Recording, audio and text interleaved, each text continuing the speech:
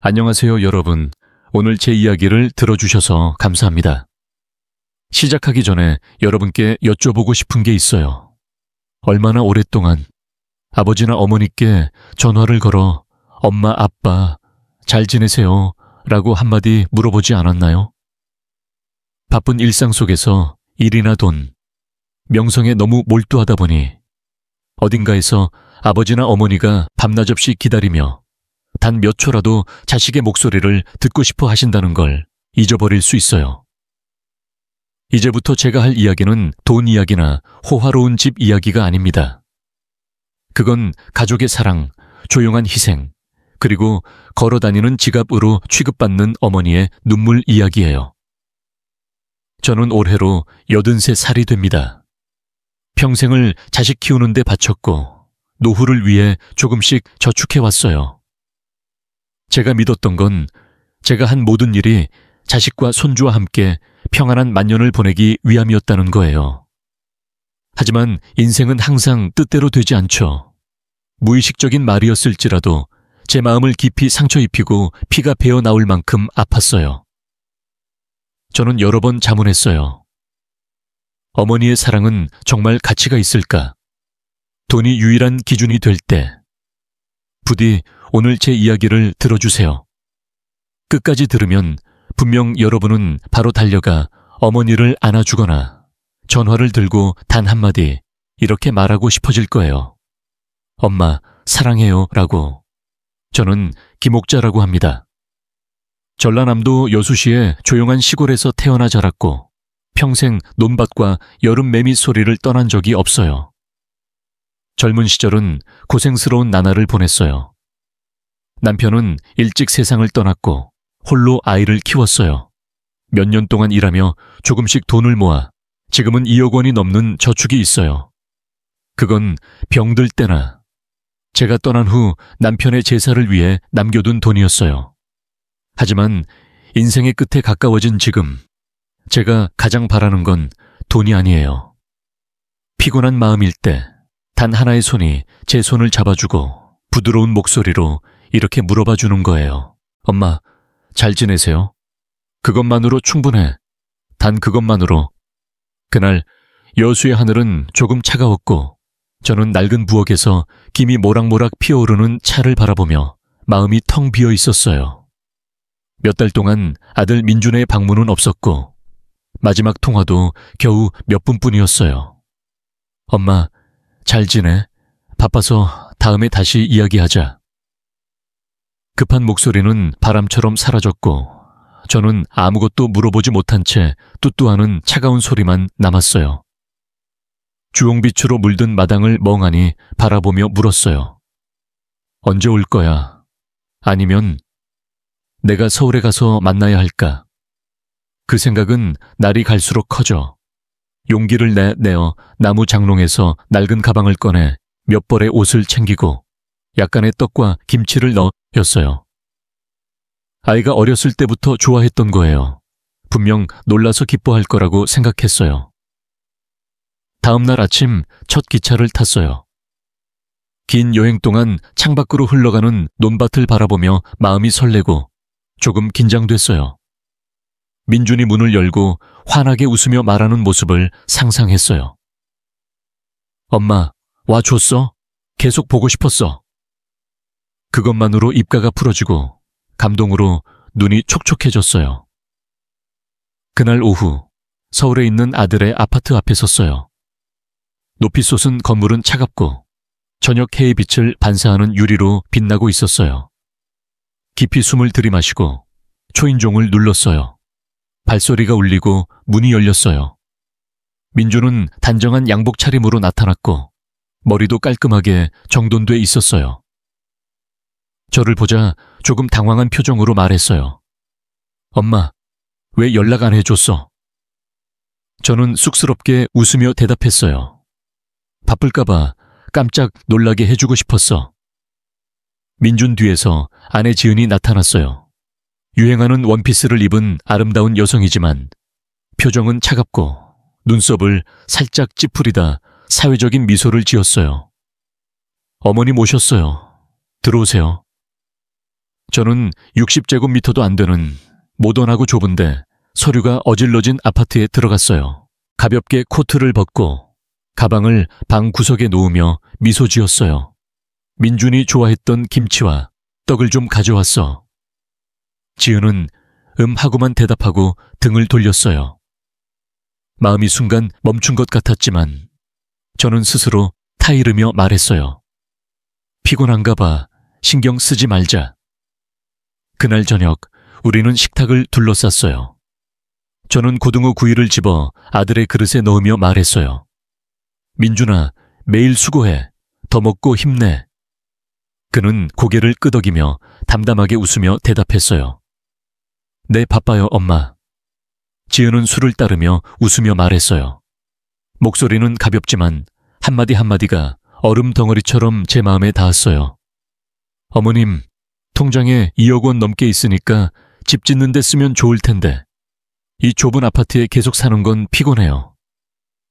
저는 깜짝 놀라 손에 들고 있던 젓가락이 멈췄어요. 지은을 올려다보고 그 다음 민준 쪽을 봤어요. 그가 반박하기를 기다리고 어머니를 위로하는 말을 기다렸어요. 하지만 그는 그냥 고개를 숙이고 음식을 집을 뿐 마치 듣지 못한 듯 침묵했어요. 그 순간 저는 마음이 산산조각 나는 소리를 뚜렷이 느꼈어요.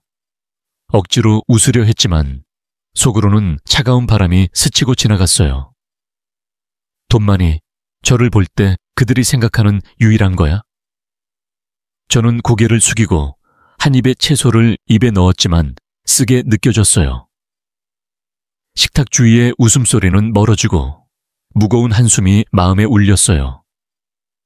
식사 후 그들은 각자 일에 바빴고 저는 홀로 거실 구석에 앉혀졌어요. 여튼 노란 불빛이 차가운 나무바닥에 비치고 있었어요.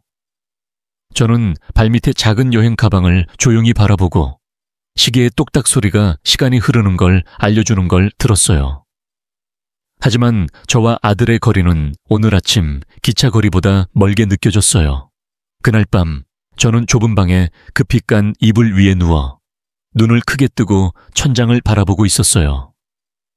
밖에서는 자동차 소리가 잠들지 않는 도시의 고동처럼 울렸어요. 저는 벽으로 얼굴을 돌리고 눈물이 넘쳐 흘렀어요. 뜨거웠어요. 민준아, 나는 아직 네 어머니야. 저는 벌떡 일어나 가슴 앞에서 손을 모으고 고향에 있는 남편의 영정 있는 방향을 향해 말했어요. 아빠, 사랑을 기대한 게 잘못이었을까? 아니면 너무 착한 아이로 키워서 가족이라는 말의 가치를 잊게 한 게 내 탓일까? 아무도 대답해주지 않았어요. 창밖으로 비가 내리기 시작하고 무거운 물방울이 제 마음을 두드리는 듯 들렸어요. 환상을 믿지 마. 눈을 뜰 때가 왔어. 저는 손을 꽉 쥐고 스스로 타이르며 말했어요. 옥자야, 뭔가 해야 해. 더 이상 자존심을 짓밟히는 건 용납할 수 없어. 그날 밤 저는 작은 호텔의 싱글 침대 위에 누워 있었어요. 여튼 노란 불빛이 곰팡이 냄새 나는 벽에 떨어져 있었어요. 눈물이 하얀 베개를 적시고 긴 자국을 만들었어요. 밖에서는 자동차 소리가 끊어지다 이어지며 이 도시가 결코 제 것이 아니라는 걸 상기시켰어요. 저는 눈을 감고 흐느낌을 멈추려 했지만 할 수 없었어요. 어둠 속에서 과거의 영상이 갑자기 넘쳐 흘렀고 손으로 만질 수 있을 만큼 선명했어요. 옛날, 저는 단 하나의 것, 아들의 미래를 위해 필사적으로 발버둥 쳤어요. 민준이 태어난 날, 저는 딱 28살이었어요. 그건 제 인생에서 가장 아름다운 순간이었어요. 저는 아직도 작은 손발이 꿈틀거리는 걸 기억하고 좁은 산부인과 방에 약한 울음소리가 울린 걸 기억해요. 그때 남편은 옆에 서서 눈에 눈물을 띠고 막힌 목소리로 말했어요. 야, 고마워. 우리 아들을 훌륭하게 키우자. 하지만 그 약속이 완전히 지켜지기 전에 그는 현장 사고로 영원히 떠났어요. 그를 흰천에 싸서 보낸 날, 저는 울부짖지 않았어요. 그냥 아들을 꼭 안아주고 그 순진한 눈을 바라보며 마음속으로 맹세했어요. 민준아, 엄마가 내게 좋은 삶을 만들어줄게. 그날부터 저는 잠 못 이루는 나날을 시작했어요. 아침은 닭이 울기 전에 일어나 논에서 모내기 아르바이트를 했어요. 낮에는 서둘러 시장에 가서 채소나 생선을 팔고 밤에는 작은 가게에서 포장 일을 했어요. 춥고 비 오는 날은 젖은 옷이 피부에 달라붙고 바람에 떨면서도 저는 견뎌냈어요. 제 식사는 그때 그냥 흰밥에 소금물 뿌린 것뿐이었어요. 가장 좋은 고기나 생선은 모두 민준을 위해 남겨뒀어요. 그가 맛있게 먹을 때마다 저는 미소 지었지만 배는 허기져 아팠어요. 민준은 조금씩 자라며 성적도 좋았고 그게 제 유일한 자랑이었어요. 그가 서울의 대학에 합격했을 때 저는 비처럼 울었어요. 걱정 때문이 아니라 기쁨 때문이었어요. 저는 생각했어요. 드디어 고통스러운 세월이 보상받았어. 하지만 그 기쁨은 또 다른 짐을 가져왔어요. 학비, 월세, 비싼 도시 생활비. 손에 쥔 적은 돈을 보며 가슴이 조여들었지만 저는 포기하지 않았어요. 남편이 남긴 논을 팔고 밤에 식당에서 설거지 일도 늘렸어요. 새벽까지 일하는 날도 있었고 손은 갈라지고 뜨거운 물이 튀어 아팠어요. 피곤해서 눈을 가늘게 뜨고 부엌 구석에서 웅크렸지만 마음은 불타는 듯한 신념을 갖고 있었어요. 아들이 제대로 공부하면 아무리 힘들어도 견딜 수 있어. 제 자신을 위해 새 옷을 산 적은 한 번도 없어요. 10년 동안 계속 입은 코트는 여러 번 기워서 너덜너덜하지만 추운 겨울날도 매일 입었어요. 제 식사는 항상 야채뿐이었지만 저는 행복했어요. 서울에서 민준이 배불리 먹고 제대로 공부하고 있다는 걸 알았으니까요. 그리고 민준은 졸업했어요. 큰 회사에 취직됐다고 전화 준 날, 저는 들으며 울었어요. 드디어 아들에게 자리가 생겼어. 제 노력은 헛되지 않았어. 라고 생각했어요. 민준이 지은과 결혼한다고 했을 때 저는 또 바쁘게 준비했어요. 하지만 제게는 이미 늙은 몸밖에 없다는 걸 알았어요. 그래서 남편과 제 사랑의 증거로 유일하게 가진 결혼 반지를 팔았어요. 돈을 손에 쥐고 마음속으로 말했어요. 영철아, 용서해. 이건 아들의 행복을 위해 해야 할 일이야. 그 돈을 민준에게 주고 서울의 작은 아파트 보증금으로 썼어요. 그는 돈을 받고 고개를 숙여 감사했지만 그 눈에 있던 건 감동보다 안도의 빛이었어요. 그때 저는 스스로 타이르며 말했어요. 괜찮아. 아들이 기뻐하면 그걸로 돼. 저는 모든 게 끝난 후 평화로운 노후를 맞이할 수 있다고 믿었어요. 아들 집에 가서 식탁을 둘러싸고 일 이야기를 듣고 며느리가 제게 차를 타주며 어머님하고 부드럽게 불러주는 날을. 하지만 오늘 그날 식사 중 지은의 말은 차가운 칼날이 제 마음을 찢는 듯했어요. 어머님, 통장에 2억 원 넘게 있으니까 집 짓는 데 쓰세요. 이 좁은 아파트는 계속 피곤해요. 민주는 아무 말 없이 무언으로 젓가락을 움직이며 제 눈을 피했어요. 그 순간 저는 깊은 나락으로 떨어지는 기분이었어요. 억지로 미소를 지었지만 마음속으로는 쓴 목소리가 울렸어요. 즉, 나를 걸어다니는 지갑으로 생각하는 거야? 그날 밤은 새벽까지 잠들지 못하고 눈물로 베개를 적셨어요. 저는 지금까지 아들을 위해 한 번도 아끼지 않았어요. 젊음도 건강도 남편과의 유일한 증거도 모두 희생했어요. 단, 마음을 얼어붙게 하는 말 때문에. 일어나 눈물을 닦고 창밖을 보니 밤이 밝아오는데 서울의 불빛은 여전히 빛나고 있었어요. 저는 스스로 속삭였어요. 옥자야, 눈을 떠야 해. 사랑은 쇠사슬이 돼선 안 돼. 자존심을 더 이상 짓밟히지 마. 갑자기 제 안에 하나의 생각이 스쳤어요. 모든 걸 바꿀 결단이에요. 누구에게도 말하지 않고 조용히 거기 앉아 작은 가방을 안고 밤 빗소리를 들었어요. 그건 마치 다른 인생의 카운트다운 같았어요. 다음 날 며느리가 마트에 데려갈게요 라고 했어요. 저는 고개를 끄덕였어요. 어젯밤 말은 여전히 울렸지만 숨기려 했어요. 아마 그냥 기분 탓일 거야. 신경 쓰지 말자라고. 마트로 가는 길에서 10,000원인 거리와 넌 불빛이 빛나고 있었어요. 저는 뒷좌석에 앉아 조용히 창밖을 보며 마음이 텅 비어 있었어요. 하지만 며느리는 달랐어요. 계속 말하며 열정적인 목소리로 이렇게 말했어요. 어머님, 우리 부부는 이미 집 설계를 건축사에게 맡겼어요. 어머님이 돈 주시면 2층 집을 지을 거예요. 어머님 방도 있어요. 어머님은 1층에 사시고 넓은 방에 꽃 보이는 창이 있을 거예요. 겉으로는 배려하는 듯 했어요. 저는 쓴웃음 지으며 살짝 대답했어요. 그래, 너희들은 잘 생각했네. 하지만 100m 너머로 지은의 눈과 마주쳤어요. 그 짧은 순간에 보인 건 사랑이 아니라 계산과 소유욕의 차가운 빛이었어요. 얼굴을 돌리고 밖 풍경을 보는 척했지만 마음은 조여들었어요. 문득 떠오른 생각에 떨었어요. 어머님을 위한 방, 아니 분명 돈을 빼내기 위한 예쁜 구실일 거야.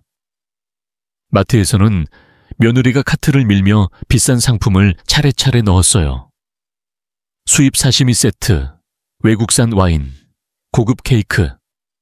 저는 뒤에서 멈춰서서 가격표를 보고 눈이 어지러질했어요. 작은 목소리로 물었어요. 저기 며느리야, 이건 비싸지만 정말 필요한 거야? 그녀는 돌아보며 달콤한 미소로 대답했어요. 괜찮아요, 어머님. 곧 새집 지을 테니 사치스러운 생활에도 익숙해져야죠. 저는 말을 잃었어요. 그 말에 만약이 없고 할 거예요만 있어요. 그녀의 생각 속에서 제가 돈을 주는 건 당연한 듯 했어요. 저는 가방 손잡이를 꽉 쥐고 마음이 엉키는 듯 했어요. 에어컨 바람이 얼굴에 닿는데 몸은 뜨겁고 목이 조이는 듯 했어요. 그날 밤 저는 아파트로 돌아와 방 구석에 멍하니 앉아 있었어요. 민주는 하루 종일 바빴고 늦게야 돌아왔어요. 저녁을 마치자 그는 피곤하다며 침실로 들어갔어요. 저는 문이 닫히는 소리를 듣고 그 후에 속삭이는 목소리가 멀리서 들려왔어요. 저는 엿듣고 싶지 않았어요. 하지만 그의 목소리는 낮고 급하고 마치 바늘이 귀를 찌르는 듯했어요. 응, 엄마는 이미 동의했어. 준비해도 돼. 이 집은 3억 5천만 원쯤 들 거야. 하지만 엄마, 돈 있으니까 괜찮아.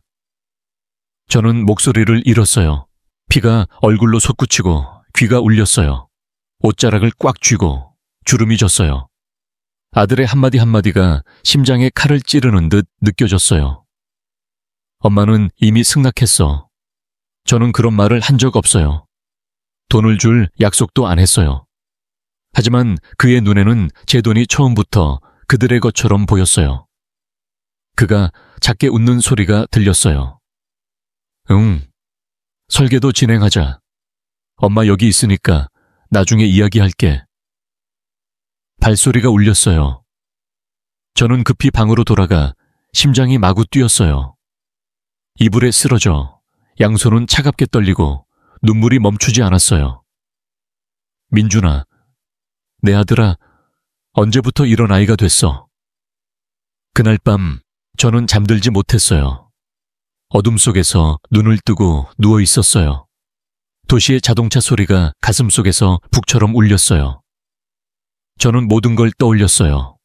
비나 햇살을 맞으며 시장에서 물건을 판 나날, 채소 절임만으로 한 끼를 때운 것, 한 푼 모은 것, 아들의 결혼을 위해 유일한 결혼 반지를 판 날까지. 저는 예전에는 이렇게 믿었어요. 아들이 행복하면 어떤 고생도 의미가 있어.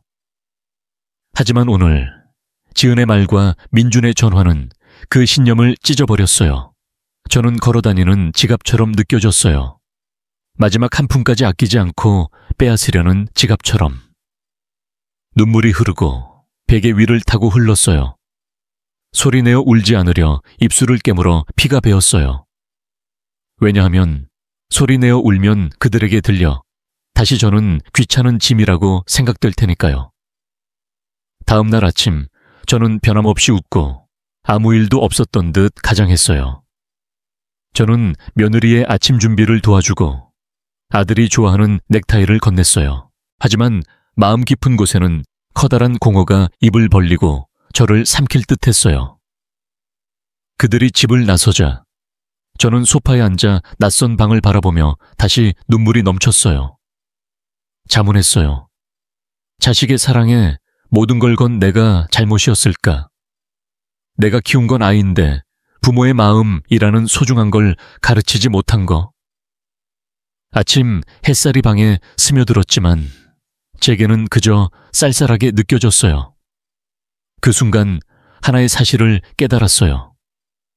저는 뭔가를 해야 해요. 이대로 침묵을 계속하면 제 자존심은 짓밟혀 사라질 거예요. 떨리는 양손을 꽉 쥐며 저는 속삭였어요. 옥자야, 이제 눈을 뜰 때야. 머릿속에 결의가 생겼어요. 모든 걸 바꿀 결단. 하지만 그 전에 저는 한 번 더 돌아보고 싶었어요. 이 아이를 위해 살아온 모든 걸. 귀향 준비를 하던 날 며느리가 갑자기 제게 따뜻한 차를 타주었어요. 연꽃 향기가 은은히 퍼지는 작은 부엌에서. 그런데 저는 목이 쓰게 느껴졌어요. 그녀는 차를 제 앞에 놓고 의자를 끌어 마주 앉았어요. 그녀의 시선은 저를 똑바로 바라보고 부드러운 미소 뒤에 얇은 실크 뒤에 숨긴 칼날 같은 게 있었어요. 며느리의 목소리가 조용히 울렸지만 한 글자 한 글자가 유리를 두드리는 바늘처럼 날카로웠어요. 어머님, 이제 시간이 많이 남지 않았어요. 저는 조금 놀랐어요. 손에 든 찻잔이 떨리고 뜨거운 차가 한 방울 주름진 손바닥에 떨어졌어요. 순간 아픔을 느꼈지만 마음의 아픔이 훨씬 강했어요. 저는 그녀를 보고 조용히 물었어요. 그건 무슨 뜻이야? 그녀는 고개를 기울이고 목소리는 부드럽지만 차가웠어요. 어머님, 위임장에 서명해 주세요. 그러면 남편인 아들이 통장에서 돈을 뺄 수 있어요. 우리는 어머님의 미래도 제대로 생각하고 있어요. 저는 무언이 됐어요. 가슴이 꽉 조여들고 숨이 답답해졌어요. 천천히 찻잔을 테이블에 놓고 차갑게 저를 바라보는 그녀의 눈을 똑바로 마주 봤어요. 저는 희미하게 웃었어요. 스스로도 그게 쓴웃음인지 방어의 미소인지 몰랐어요. 너희들은 어머니가 얼마나 살 거라고 생각해? 며느리는 눈썹을 살짝 올리고 차가운 간은 선의 입술을 만들었어요.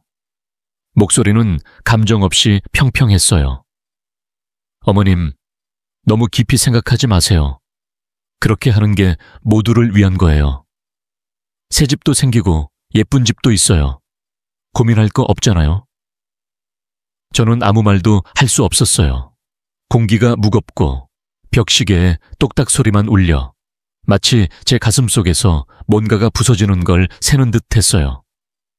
저는 가볍게 고개를 끄덕이고 평정을 가장하며 대답했어요. 생각해 볼게. 그녀는 얇게 미소 짓고 일어나 차가운 찻잔을 그대로 둔 채였어요. 그녀의 그림자는 방문 너머로 사라졌고 저는 거기 홀로 앉아 떨리는 손으로 옷자락을 세게 쥐고 있었어요. 그날 저녁 저는 이불 위에 누워 눈을 뜬 채 천장을 바라보고 있었어요. 밖의 도시는 여전히 밤 불빛으로 빛나고 있었지만 제 마음은 나락의 바닥처럼 어두웠어요. 저는 주머니 깊숙이에서 저축 통장을 꺼내 눈앞에 놓았어요. 노란 불빛이 숫자를 비추는 250.1원. 인생을 걸어 모은 돈의 액수. 그 숫자는 마치 한 방울 한 방울의 피처럼 땀이고 눈물이고 남편을 잃은 여자가 아이를 키우기 위해 바친 나날 그 자체였어요. 저는 조용히 통장의 페이지에 손을 미끄러뜨리고 입술을 떨며 말했어요. 영철아, 봐줄래? 이게 내가 지켜온 전부야. 나는 이걸로 노후를 보고 내가 이 세상을 떠날 때 네 제사를 치르려 했어. 하지만 지금은 눈물이 흘러내리고 얇은 종이 위에 퍼졌어요. 입술을 너무 세게 깨물어 피가 배고 어둠 속에서 속삭였어요. 아니야, 이 돈은 내 평생의 피와 뼈야. 만약 주면 나는 모든 걸 잃어. 돈도 존엄도. 맨몸이 돼 내 자존심까지 묻혀버릴 거야. 심야 민준의 방문이 살짝 열리는 소리가 들렸어요. 그는 전화를 들고 낮은 목소리로 속삭였어요. 엄마는 아직 서명 안 했어. 하지만 곧 할 거야. 내일 다시 이야기할게. 한 글자 한 글자가 마치 관자놀이에 망치를 때리는 듯 울렸어요. 눈을 감고 잠든 척했지만 눈물이 멈추지 않고 뺨을 뜨겁게 흘렀어요. 다음 날 아침 저는 식탁에 앉아 있었어요. 민주는 다가와 억지로 부드러운 어조로 말했어요. 엄마, 어제 그 일인데 어떻게 생각해? 엄마가 서명하면 바로 집 짓기 시작할게. 엄마 전용 방도 있고 엄청 넓어. 저는 그를 똑바로 바라봤어요. 예전에 안아주고 열나서 재운 아들. 제가 물만 먹고 밥 먹으며 맛있는 걸 나눠준 아들. 지금 그의 눈에는 단 기대만 빛나고 있었어요. 제 건강을 위한 게 아니라 그 위임장을 위한 거예요. 저는 떨리는 목소리로 그러나 차분하게 물었어요. 민준아, 만약 내가 서명 안 하면? 그는 순간 멈추고 억지로 웃었어요. 농담이지. 우리도 엄마 걱정하잖아. 왜 그런 소리 해? 저는 그의 눈을 똑바로 바라보고 한마디 한마디 공기를 가르는 듯 말했어요. 들어봐. 만약 내가 서명 안 하면 그래도 나는 엄마 걱정해 줄 거야. 민주는 침묵했어요. 눈이 흔들리고 이내 피했어요. 그 순간 저는 모든 걸 이해했어요.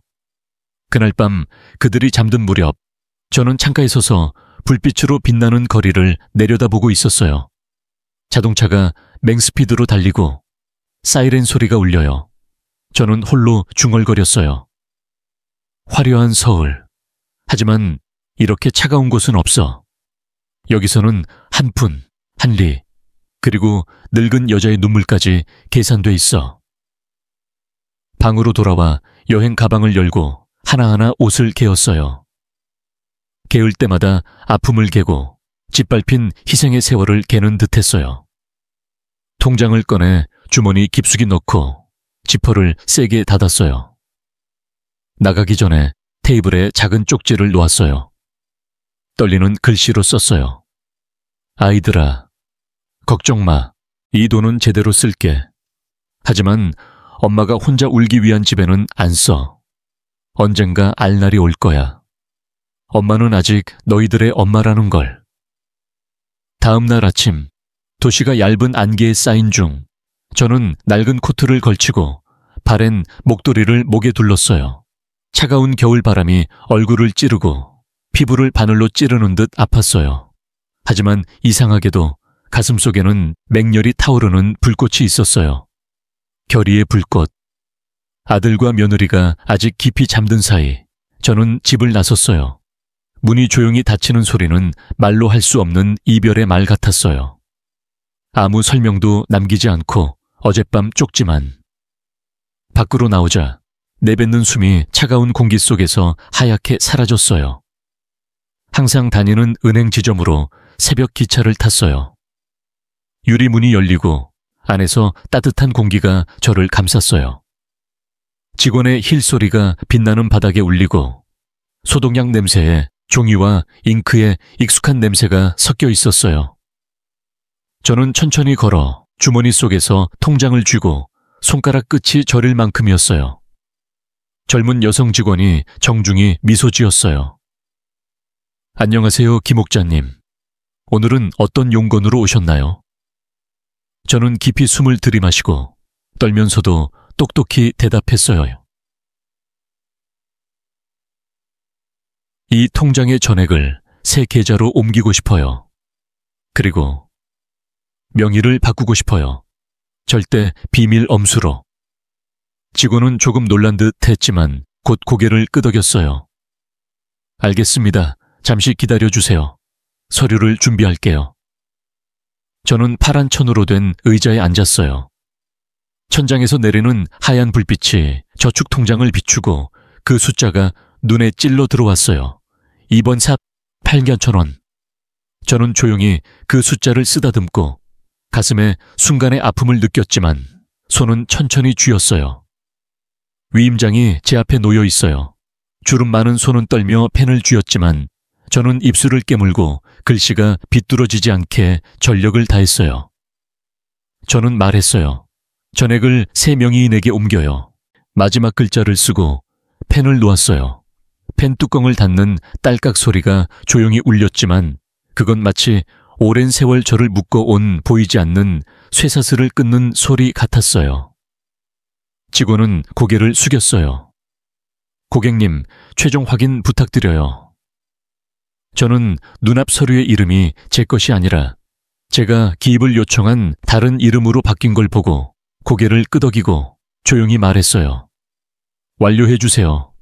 그리고 부디 비밀에 해주세요. 여성 직원은 깊이 고개를 숙이고 대답했어요. 알겠습니다, 고객님. 저는 서명을 마치고 손떨림은 조금 가라앉았어요. 마음은 무거웠지만 그 안에서 확고한 목소리가 울렸어요. 이게 내 대답이야. 은행을 나와 거리로 걸어 나왔어요. 차가운 바람이 얼굴에 불었지만 더 이상 아픔을 느끼지 않았어요. 고향으로 가는 기차를 탔어요. 창밖으로 도시가 멀어지고 대신 하얀 안개에 쌓인 산맥과 넓은 논밭이 보였어요. 저는 밖을 바라보며 새 이름이 적힌 서류가 든 천가방에 손을 올렸어요. 마음속으로 옛 기억이 되살아났어요. 등에 민준을 업은 나날, 물만 넣은 채소국으로 한 끼, 등유 램프 아래에서 옷을 꿰맨 밤. 저는 속삭였어요. 스스로에게, 아니면 멀리 있는 남편의 영혼에게. 영철아, 드디어 내가 옳은 일을 했어. 내 자신을 위해가 아니라 더 어울리는 사람들을 위해. 곧 집으로 돌아가지 않고 역에서 도의복지위원회에 들렀어요. 저를 맞은 건 따뜻한 표정의 중년 여성 직원이었어요. 저는 두꺼운 봉투를 그녀 앞에 놓고 천천히 말했어요. 이 돈을 고아나 특히 어려운 처지의 아이들의 장학금 기금에 쓰고 싶어요. 그녀는 놀라서 말을 더듬었어요. 정말 그래도 되나요? 이건 매우 큰 액수예요. 일부는 손에 남기지 않으시겠어요? 저는 작게 고개를 저으며 미소 지었지만 눈물이 글썽였어요. 83년을 살아왔어요. 제가 원하는 건 돈이 아니에요. 눈을 감을 때 아무 빚도 없다는 걸 아는 것만 원해요. 직원의 눈에도 눈물이 넘쳤어요. 그녀는 제 손을 세게 쥐고 목소리를 더듬으며 말했어요. 당신은 정말 위대한 어머니예요. 저는 고개를 저으며 속삭였어요. 아니에요. 단 사랑을 지키지 못한 한 어머니예요. 그날 밤, 저는 고향의 낡은 목조집으로 돌아왔어요. 문은 옛날 그대로 삐걱 소리를 내고 그건 피곤에 지친 노인의 한숨 같았어요. 불을 켜서 방을 비췄지만 저와 벽에 비친 늙은 그림자밖에 없었어요. 저는 가방을 놓고 나무 책상 앞에 앉았어요. 밖에서는 바람이 틈새로 불어와 차가웠지만 제 마음에는 오랜만에 평안함이 있었어요. 일기를 펴고 천천히 쓰기 시작했어요. 오늘 나를 괴롭힌 쇠사슬을 끊었어. 모든 걸 바치는 걸 선택했어. 하지만 그건 나를 지갑으로만 보는 사람들에게가 아니야. 그건 어머니의 온기를 모르는 아이들에게 주는 거야. 아마 그들은 누구보다 소중히 여길 거야. 노트를 닫고 불을 껐어요. 어둠 속에서 입술 끝이 살짝 풀어졌어요. 안도와 눈물을 머금은 미소였어요. 제가 고향에 돌아온 지 2주 후 초봄 바람에 흔들리는 마당에 매화꽃이 피기 시작한 그때 전화가 울렸어요. 화면에 민준의 이름이 뜨고 마음이 순간 떨렸지만 곧 평정을 되찾고 수화기를 들었어요.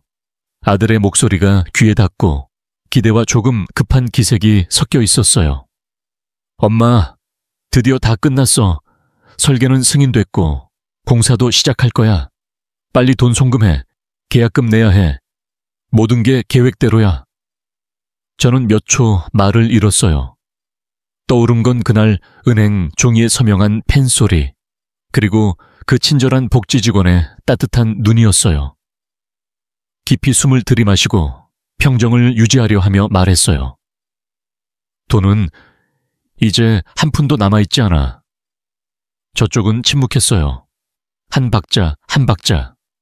이내 민준의 목소리가 의심에서 놀라움으로 바뀌었어요. 엄마, 뭐라고? 없어. 무슨 소리야? 돈은 어디 있어? 저는 조용히 눈을 감고 천천히 차가운 칼날 같은 말로 대답했어요. 기부했어. 고아 기금에. 수화기 저쪽은 고요히 조용해졌어요.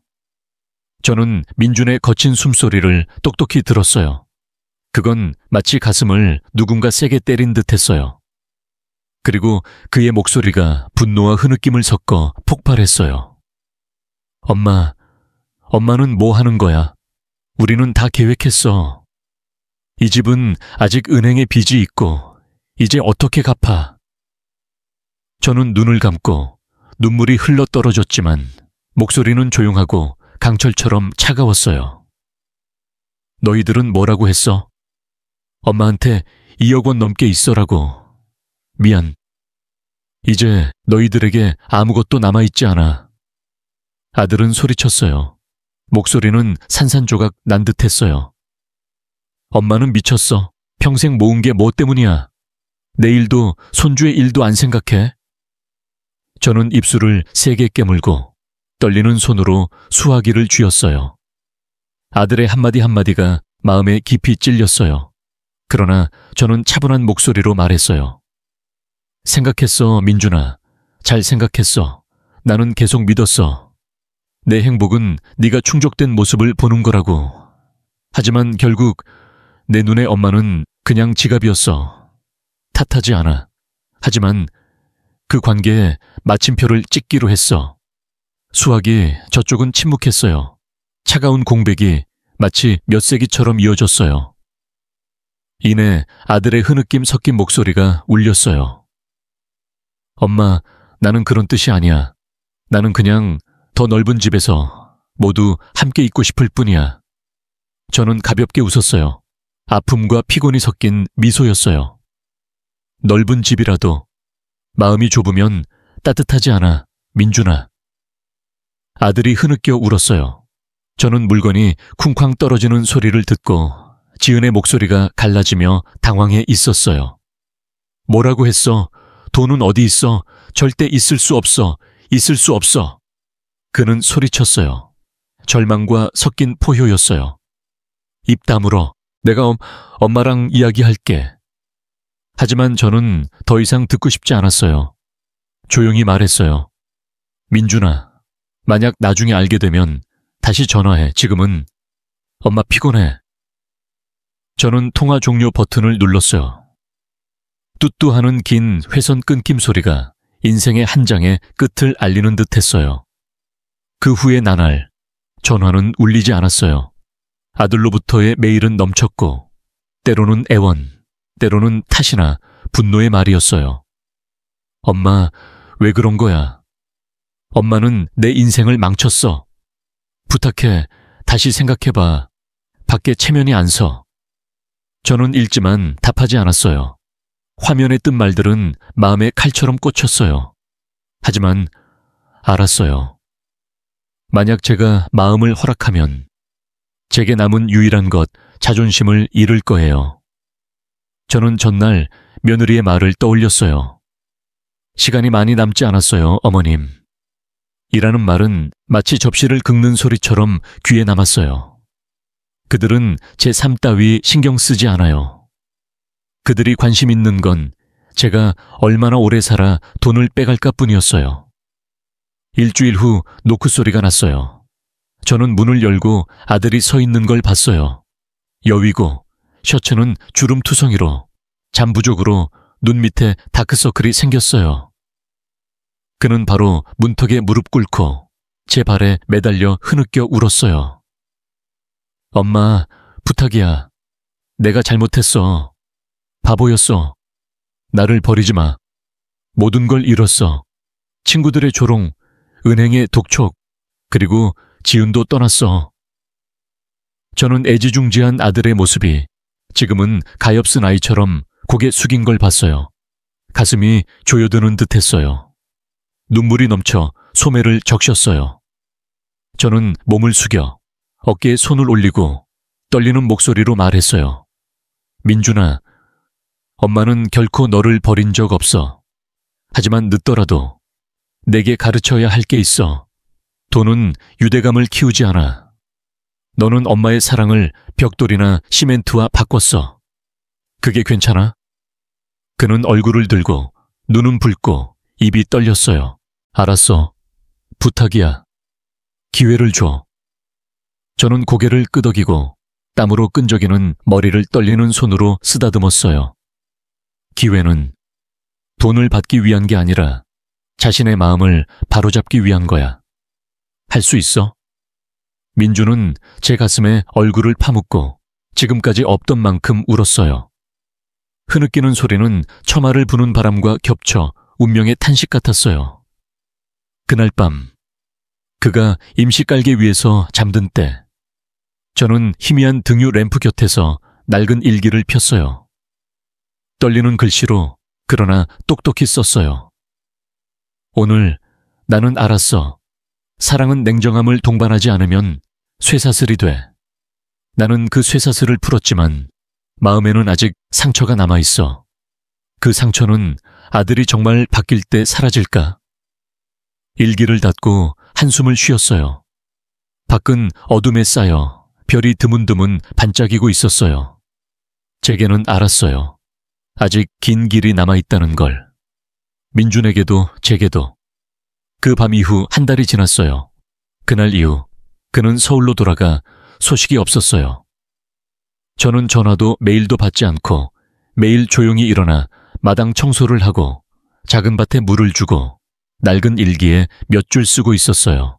하지만 제 마음은 그래도 나무 책상 위에 놓인 전화를 볼 때마다 아팠어요. 때로는 자문한 적이 있었어요. 내 아이는 정말 바뀐 걸까? 아니면 그날 절망에 무릎 꿇은 것뿐일까? 답을 찾으려 하지 않았어요. 저는 단 시간의 흐름에 몸을 맡겼어요. 가을 낙엽을 조용히 나르는 강처럼. 그날 오후 여수의 하늘이 흐리고 밭에서 불어오는 바람은 차가웠어요. 저는 된장국을 끓이기 위해 불을 지피던 중 마당 밖에서 발소리가 세게 들렸어요. 문을 두드리는 소리는 당황해 떨리고 있었어요. 엄마, 열어. 저는 깜짝 놀랐어요. 국자를 놓고 앞치마로 손을 닦고 밖으로 나갔어요. 나무 문이 삐걱 하고 열리자 눈앞에는 차가운 땅에 무릎 꿇은 두 사람의 모습이 있었어요. 아들과 며느리였어요. 바람이 그들의 머리를 흩뜨리고 있었지만 저는 가려진 눈의 붉음과 지친 얼굴을 알아봤어요. 며칠간 식사도 제대로 안 하고 잠 못 이룬 증거였어요. 지은은 떨리는 목소리로 말했어요. 어머님, 우리는 잘못했어요. 용서해 주세요. 우리는 자식이라고 불릴 자격이 없어요. 민주는 고개 숙이고 눈물을 문턱에 떨어뜨리며 숨을 더듬어 말했어요. 엄마, 정말 부끄러워요. 모든 게 내 탓이에요. 욕심에 눈이 멀어 엄마가 나를 낳아 키워준 걸 잊었어요. 저는 눈앞의 둘을 바라보고 가슴이 꽉 조여들었어요. 스스로는 강하다고 생각했어요. 눈물은 진즉 마른 줄 알았어요. 하지만 지금 그것들은 다시 넘쳐 흘러 뜨겁게 주름진 손에 떨어졌어요. 저는 고개 숙이고 민준을 일으켰어요. 그의 손은 차갑고 푸른 혈관이 솟아 있었어요. 저는 아들의 눈을 똑바로 보고 목소리는 떨렸지만 똑똑히 조용히 말했어요. 탓하지 않아. 정말 나는 너희를 미워하려 한 적 한 번도 없어. 하지만 민준아, 이제부터 엄마를 지갑처럼 생각하지 마. 신뢰가 이뤄지면 다시는 돌아오지 않으니까. 그는 울음이 터져 제 손을 안고 아이 같은 흐느낌으로 말했어요. 알았어요, 엄마. 다시 시작할 기회를 주세요. 며느리도 고개를 숙이고 눈물을 흘리며 말했어요. 어머님, 죄송해요. 저는 욕심 많고 이기적이었어요. 용서해 주세요. 저는 한숨을 쉬고 엉킨 지은의 머리를 부드럽게 쓰다듬었어요. 엄마는 이미 늙었어. 필요한 건 넓은 집이 아니야. 단 한마디, 엄마 잘 지내? 그게 충분해. 우리는 작은 부엌에서 앉았어요. 된장국 냄비는 김이 피어오르고 소박한 향기가 방 안에 퍼졌어요. 민주는 그릇을 들고 떨리는 손으로 그것을 먹으며 눈물이 흘러 한 방울 한 방울 그릇에 섞였어요. 저는 조용히 바라보고 가슴에 말로 할 수 없는 아픔이 솟았어요. 몇 년 동안 바래온 이 순간, 아들이 엄마가 만든 밥을 먹는 것, 호화로운 잔치가 아니라 따스한 시골 부엌에서의 식사. 식사 후 아들은 저를 보고 갈라진 목소리로 말했어요. 엄마, 빚은 다 갚을게. 아무리 피곤해도 일할게. 하지만 약속할게. 이제부터 엄마 집에 자주 올게. 돈 받으러가 아니라 그냥 엄마 만나러. 저는 고개를 끄덕이고 미소 지었어요. 그 미소는 쓰지 않고 희미한 희망이라는 빛을 품고 있었어요. 어둠이 내리자 저는 남편의 영전에 향을 피웠어요. 향기와 불의 흔들림은 안개띠처럼 환상적이었어요. 저는 손을 모으고 고개를 숙여 조용히 중얼거렸어요. 영철아, 드디어 내 존엄을 조금 지키는 법을 배웠어. 천천히라도 민주는 교훈을 이해했어. 아직 이상적인 아이는 아니지만 적어도 효도의 마음을 알았어. 눈물이 한 줄기 나무 책상을 타고 떨어졌어요. 저는 서둘러 닦고 희미하게 피어오르는 향연기 너머로 미소 지었어요. 여러분, 만약 지금 이 이야기를 듣고 계시다면 부디 기억해 주세요. 돈은 다시 벌 수 있지만 신뢰와 가족의 유대는 한 번 잃으면 다시는 원래대로 돌아오지 않아요. 부모가 늙어 약해질 때, 아무것도 가지지 않게 될 때까지 기다려 자신이 얼마나 무관심했는지 깨닫는 건 너무 늦어요. 단 한마디의 배려, 가족이 모이는 식사는 때로 은행의 수억보다 가치 있어요. 할 수 있을 때 사랑하세요. 언젠가 모든 게 남는 건 영정 사진뿐이 되고 누구에게도 닿지 않는 후회의 말뿐이 될 테니까. 제 이야기는 여기서 끝이에요. 저는 80년 이상의 인생을 걸으며 많은 풍파와 기쁨, 눈물을 겪었어요. 만년의 행복은 아들 집에서 손주의 웃음소리를 듣는 거라고 생각했어요. 그러나 행복이란 높은 벽이나 호화로운 물건이 아니라 감사의 마음, 그리고 사랑이 담긴 눈에 있다는 걸 깨달았어요. 오늘 저는 이 고향의 작은 목조집에 앉아 지금까지 없던 만큼 마음이 가벼워요. 더 많은 재산은 없지만 그 이상으로 소중한 것, 마음의 평안함을 되찾았어요. 언젠가 아들이 진짜 가족의 의미를 이해하고 만년에 누구도 눈물 흘리지 않게 되리라 믿어요. 끝까지 제 이야기를 들어주셔서 감사합니다. 만약 이 이야기로 여러분 자신의 부모를 떠올리셨다면 망설이지 말고 전화 걸어주세요. 단 한마디, 엄마 잘 지내세요? 라고. 작은 배려가 몇 년의 고독을 견딘 마음을 따뜻하게 할 수도 있어요. 다음 영상에서 만나요. 제 이야기 하나하나가 가족의 유대가 세상의 어떤 재산보다 귀중하다는 걸 상기시키길 바라요.